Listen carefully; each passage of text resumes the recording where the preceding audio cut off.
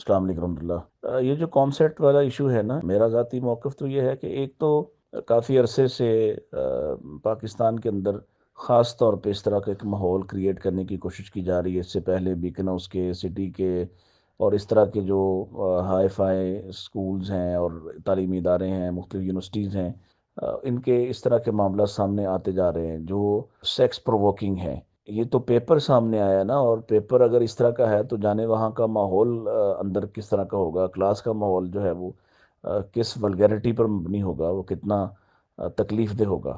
تو یہاں ایک اسلامی ریاست میں بیٹھ کے ہم کیا سوال کر رہے ہیں کہ ایک بہن اور ایک بھائی دونوں نے مل کے تو تنہائی میں برائی کا ارادہ کیا، اور پھر وہ برائی پر دونوں مطمئن بھی ہیں اور اس پر رائے بھی لی جا رہی ہے۔ کیا کتنا شرمناک کام ہے یہ! ابھی خیر خبریں چل رہی تھیں کہ وہ انہوں نے اس کو ریسٹیگیٹ کر دیا یا نکال دیا ہے، اس کو ٹرمینیٹ کر دیا ہے۔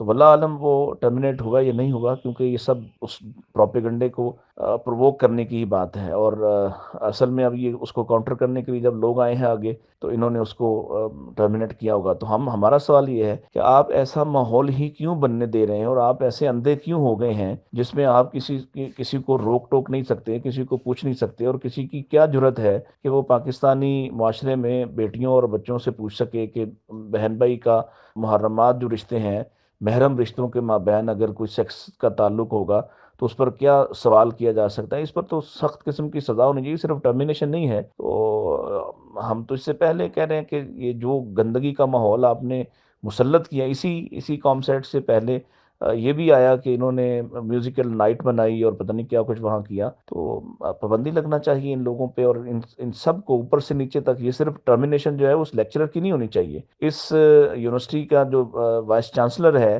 اور اس کے جو ڈینز ہیں اس شعبے کے، ان کو بھی فارغ کرنا چاہیے اور عبرت بنانا چاہیے، تاکہ آئندہ یہ ہمارے مستقبل اور ہمارے بچوں کے ساتھ ایسے کھیل نہ سکے۔